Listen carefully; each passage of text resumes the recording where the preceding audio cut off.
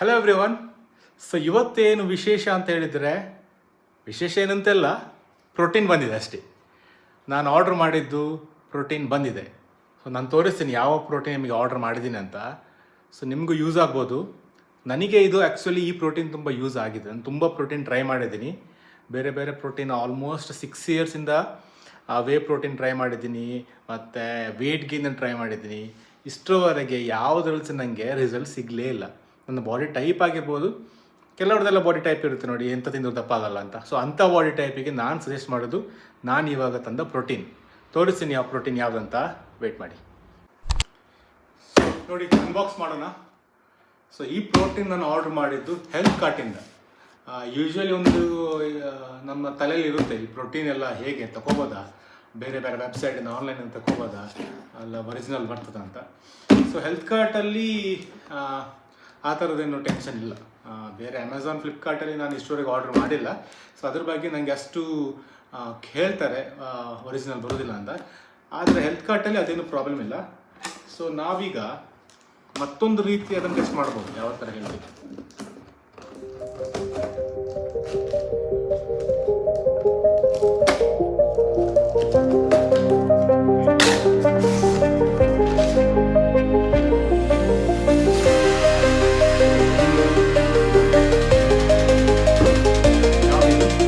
Optimum nutrition, one of the very famous protein brand.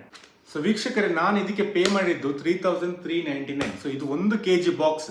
So ಈ 1 kg ಬಾಕ್ಸಿಗೆ actually ಇದು expensive, ಆದರೆ ಇದಕ್ಕಿಂತ expensive proteins ಇದೆ, ಇದಕ್ಕಿಂತ ಚೀಪ್ ಪ್ರೋಟೀನ್ಸ್ ಇದೆ. ಸೊ ಆ ಪ್ರೈಸಿಗೆ ಇದು ವರ್ತ್, ಏನು ತುಂಬ ಚೀಪು ಅಲ್ಲ, ತುಂಬ ಎಕ್ಸ್ಪೆನ್ಸಿವ್ನೂ ಅಲ್ಲ, ಪರವಾಗಿಲ್ಲ, ಇದನ್ನು ಮ್ಯಾನೇಜಬಲ್. ಸೊ ಇದು ವೇ ಪ್ರೋಟೀನ್ ಅಂತ ಹೇಳ್ತಾರೆ ನೋಡಿ, ವೇ ಪ್ರೋಟೀನ್ ಅಂತ ಬರೆದಿದೆ ಇಲ್ಲಿ. ಸೊ ವೇ ಇದರಲ್ಲಿ ಡಿಫ್ರೆಂಟ್ ಟೈಪ್ಸ್ ಆಫ್ ಪ್ರೋಟೀನ್ ಇದೆ. ವೇ ಬರುತ್ತೆ, ಐಸೋಲೇಟ್ ಅಂತ ಬರುತ್ತೆ, ಮಾಸ್ ಗೇನರ್ ಅಂತ ಬರುತ್ತೆ. ಸೊ ಮಾಸ್ ಗೇನಲ್ಲಿ ಸ್ವಲ್ಪ ಕಾರ್ಬ್ಸ್ ಜಾಸ್ತಿ ಬರುತ್ತೆ, ವೇ ಅಲ್ಲಿ ಸ್ವಲ್ಪ ಕಾರ್ಬ್ಸ್ ಇದೆ.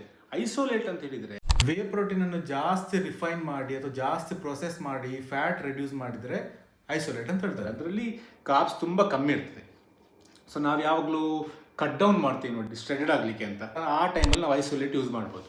ವೇ ತೊಂದರೆ ಇಲ್ಲ, ಯಾರಿಗೂ ಸಹ ಯೂಸ್ ಮಾಡ್ಬೋದು. ಯಾರಿಗೆ ಸ್ವಲ್ಪ ತುಂಬ ವೇಟ್ ಗೇನ್ ಆಗಲಿಕ್ಕಿಲ್ಲ, ಸ್ವಲ್ಪ ವೇಟ್ ಗೇನ್ ಆಗ್ತಾ ಬಾಡಿ ಸ್ಟ್ರೆಂಡೆಡ್ ಮಾಡಬೇಕಂದ್ರೆ ವೇ ಯೂಸ್ ಮಾಡಬೇಕು. ಮತ್ತು ವೇಟ್ ಗೇನ್ ಆಗಲೇಬೇಕಂತ ಹೇಳಿದರೆ ಅದಕ್ಕೆ ಬೇರೆ ಮಾಸ್ ಗೇನರ್ ಅಂತ ಬೇರೆನೇ ಇದೆ. ಸೊ ನಾನು ಆ್ಯಕ್ಚುಲಿ ಮಾಸ್ ಗೇನರ್ ಸಜೆಸ್ಟ್ ಮಾಡೋದಿಲ್ಲ, ವೇ ಪ್ರೋಟೀನೇ ಬೆಟರ್. ಇವರಿಗೆ ಒಂದು ಟೆನ್ಷನ್ ಇದೆ, ಇದು ತಗೋಬೋದಾ ಪ್ರೋಟೀನ್, ಎಲ್ಲಿಯಾದರೂ ಫೇಕ್ ಬಂದರೆ ಎಂತ ಮಾಡೋದಂತ. ಸೊ ಫೇಕ್ ಬರೋ ಚಾನ್ಸಸ್ ಉಂಟು, ಇಲ್ಲ ಅಂತ ಹೇಳೋದಿಲ್ಲ.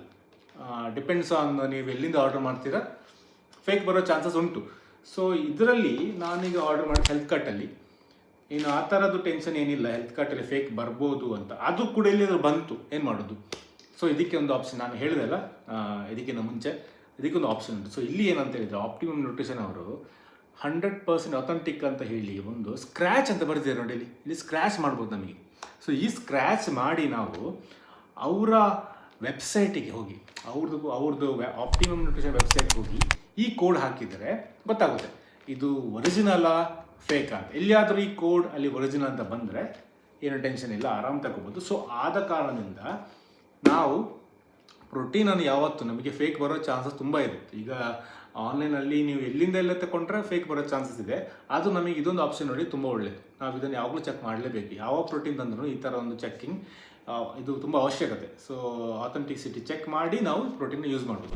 ಸೊ ಇದನ್ನು ನಾವು ಯಾವ ಥರ ಯೂಸ್ ಮಾಡಬೇಕಂತ ನೆಕ್ಸ್ಟ್ ಕ್ವಶನ್. ಸೊ ಇದು ನಾವು ಜಿಮ್ ಆದ ಕೂಡಲೇ ಯೂಸ್ ಮಾಡ್ಬೋದು, ಅದು ಜಿಮ್ ಮಾಡ್ತಾ ಇರುವಾಗ ಯೂಸ್ ಮಾಡ್ಬೋದು. ಜಿಮ್ ಮಾಡಿ ಯಾವಾಗ ರಿಕವರಿ ಫೇಸಲ್ಲಿ ಇರ್ತದೆ ನೋಡಿ, ಆಗ ವೇ ಪ್ರೋಟೀನ್ ತಗೋಬೇಕು, ಆಗ ಮಾತ್ರ ಅದು ಎಫೆಕ್ಟಿವ್ ಆಗ್ತದೆ. ಅದು ಬಿಟ್ಟು ತುಂಬ ಹೊತ್ತಾದ್ಮೇಲೆ ನಮ್ಮ ಬಾಡಿ ಆಲ್ರೆಡಿ ರಿಕವರ್ ಆಗಿರ್ತದೆ. ಸೊ ರಿಕವರ್ ಆದಮೇಲೆ ವೇ ಪ್ರೋಟೀನ್ ತಗೊಳ್ಳೋದು ಅಷ್ಟು ಉಪಯೋಗ ಇಲ್ಲ. ಸಜೆಸ್ಟೆಡ್ ಆದ ಜಿಮ್ ಮಾಡುವಾಗ ಅಥವಾ ಜಿಮ್ ಆದ ಕೂಡಲೇ ತಗೊಳ್ಳೋದು ಬೆಟರ್. ಸೊ ಇದು ನಾವು ವಾಟರಲ್ಲಿ ತಗೋಬೋದು, ಹಾಲಲ್ಲಿ ತಗೋಬೋದು. ಸೊ ಹಾಲಲ್ಲಿ ಅಂದರೆ ಕಾರ್ಬ್ಸ್ ಕಂಟೆಂಟ್ ಜಾಸ್ತಿ ಆಗ್ತದೆ, ಹಾಗೆ ನೀವು ವೇಟ್ ಗೇನ್ ಆಗುವ ಚಾನ್ಸ್ ಸ್ವಲ್ಪ ಜಾಸ್ತಿ ಇರ್ತದೆ. ಸೊ ವೇಟ್ ಗೇನ್ ಆಗುವ ಅಥವಾ ವೇಟ್ ಗೇನ್ ಮಾಡುವಂಥ ಫೇಸಲ್ಲಿದ್ದರೆ ಹಾಲಲ್ಲಿ ತಗೋಬೋದು, ಮತ್ತು ವಾಟರಲ್ಲಿ ಸಹ ತಗೋಬೋದು. ಬ್ಲೋಟಿಂಗ್ ಆಗೋ ಇಶ್ಯೂ ಅಂದರೆ ಹೊಟ್ಟೆ ತುಂಬಿದಾಗ ಆಗೋದು ಪ್ರೋಟೀನ್ ತಗೊಳ್ಳುವಾಗ. ಸೊ ಅದಕ್ಕೆ ಹಾಲ್ಗಿಂತ ಜಾಸ್ತಿ ವಾಟರಲ್ಲಿ ತಗೊಂಡ್ರೆ ಏನು ತೊಂದರೆ ಆಗೋದು. ಸೊ ಕೆಲವರು ಹೇಳ್ತಾರೆ ಜಿಮ್ ಆದ ಕೂಡಲೇ ನಾವು ಎಗ್ ಅಥವಾ ಚಿಕನ್ ತಿನ್ಬೋದಲ್ಲ, ಅದರಲ್ಲಿ ಪ್ರೋಟೀನ್ ಇದೆ ಅಂತ. ಸೊ ಏನಂತ ಹೇಳಿದರೆ ವೀಕ್ಷಕರೇ, ಸೊ ಇಲ್ಲಿ ನಾನು ಆಲ್ರೆಡಿ ಹೇಳಿದ್ದೀನಿ 30 ಮಿನಿಟ್ಸಲ್ಲಿ ನಮಗೆ ಬಾಡಿ ರಿಕವರ್ ಆಗಲಿ ಸ್ಟಾರ್ಟ್ ಆಗ್ತದೆ. ನಾವೀಗ ಚಿಕನ್ ತಿಂದು ಎಗ್ ತಿಂದು ಅದು ರಿಕವರ್ ಆಗುವಾಗ ಒಂದು 2 ಗಂಟೆ ಬೇಕಾಗ್ತದೆ. ಆ 2 ಗಂಟೆಯಲ್ಲಿ ನಮ್ಮದು ಪ್ರೋಟೀನ್ ಈಗ ನಮಗೆ ಆ ಟೈಮಲ್ಲಿ ಬೇಕು, ಆ 30 ಮಿನಿಟ್ಸ್ ಒಳಗೆ ಬೇಕಾಗ್ತದೆ, ಅದು ಸಿಗುವುದಿಲ್ಲ. ಸೊ ಇದು ಏನು ಮಾಡ್ತದೆ, ಇದು ಪೌಡರ್ ಫಾರ್ಮಲ್ಲಿ ಇದೆ. ಡೈರೆಕ್ಟ್ 24 ಗ್ರಾಮ್ ನೀವು ಏನು ಪೌಡರ್ ಯೂಸ್ ಮಾಡ್ತೀರಾ ಆ ಸ್ಕೂಪಲ್ಲಿ 24 ಗ್ರಾಮ್ ಅಷ್ಟು ಪ್ರೋಟೀನ್ ಡೈರೆಕ್ಟ್ ನಮ್ಮ ಬಾಡಿಗೆ 30 ಮಿನಿಟ್ಸ್ ಒಳಗೆ ಕೆಲಸ ಮಾಡಲಿ ಸ್ಟಾರ್ಟ್ ಮಾಡ್ತದೆ. ಸೊ ಆದ ಕಾರಣದಿಂದ ನಮಗೆ ಇದು ತುಂಬ ಇಂಪಾರ್ಟೆಂಟ್. ಯಾವಾಗ ನಾವು ಜಿಮ್ ಮಾಡ್ತೇವೆ ಸೊ ಆವಾಗ ಅದಕ್ಕೆ ಪ್ರೋಟೀನ್ ಪೌಡರ್ ನಾವು ತಗೊಳ್ಳೋದು. ನಾವು ಈಗಲೂ ಯೂಸ್ ಮಾಡ್ಬೋದು ನಾರ್ಮಲ್ ಆಗಿ, ಆದರೆ ಇದು ತುಂಬ ಎಫೆಕ್ಟಿವ್. ಇನ್ನೊಂದು ವಿಷಯ ನಾನು ಏನು ಹೇಳಬೇಕಂತ ಇದ್ದೀನಿ ಅಂದರೆ, ಈ ಪ್ರೋಟೀನ್ ನಾವು ತಗೊಂಡ ಮೇಲೆ ನಾವು ವರ್ಕೌಟ್ ಮಾಡಲೇಬೇಕು. ಅಟ್ಲೀಸ್ಟ್ 1 ಅವರ್ ಅಥವಾ 1.5 ಗಂಟೆ ವರ್ಕೌಟ್ ನಾವು ಮಾಡಬೇಕು. ಆಗ ನಾವು 800ರಿಂದ 1100 ಕ್ಯಾಲೋರೀಸ್ ಅಷ್ಟೊತ್ತು ನಾವು ಬರ್ನ್ ಮಾಡ್ತೇವೆ. ನಾವು ಒಂದು ಮನುಷ್ಯನಿಗೆ ಒಂದಿಷ್ಟು ಗ್ರಾಮ್ ಪ್ರೋಟೀನ್ ಬೇಕಾಗ್ತಾ ಇರ್ತದೆ. ನಾವು ಜಾಸ್ತಿ ತಗೊಂಡು ಕೂಡಲೇ ಇದು ನಾವು ವರ್ಕೌಟ್ ಮಾಡದಿದ್ದರೆ ಏನಾಗ್ತದೆ, ನಮ್ಮ ಕಿಡ್ನಿಗೆ ಇದು ಸ್ಟ್ರೆಸ್ ಬೀಳ್ತದೆ, ಅಥವಾ ಈ ಪ್ರೋಟೀನ್ ಏನಾಗ್ತದೆ ಫ್ಯಾಟ್ ಆಗಿ ಕನ್ವರ್ಟ್ ಆಗ್ತದೆ, ನಾವು ಎಲ್ಲೂ ಬರ್ನ್ ಮಾಡ್ಲಿಕ್ಕೆ ಆಗೋದಿಲ್ಲ. ಸೊ ಇದು ಯೂಸ್ ಆಗೋದಿಲ್ಲ ಪ್ರೋಟೀನ್. ಸೊ ಈ ಥರ ಮಾಡಬಾರ್ದು. ನೀರು, ವಾಟರ್ ನಾವು ಅಟ್ಲೀಸ್ಟ್ ಒಂದು 2 to 3 ಲೀಟರ್ ಕುಡಿಬೇಕು.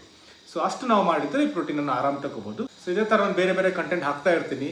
ಫಾಲೋ ಮಾಡಿ, ಸಬ್ಸ್ಕ್ರೈಬ್ ಮಾಡಿ, ಲೈಕ್ ಮಾಡಿ.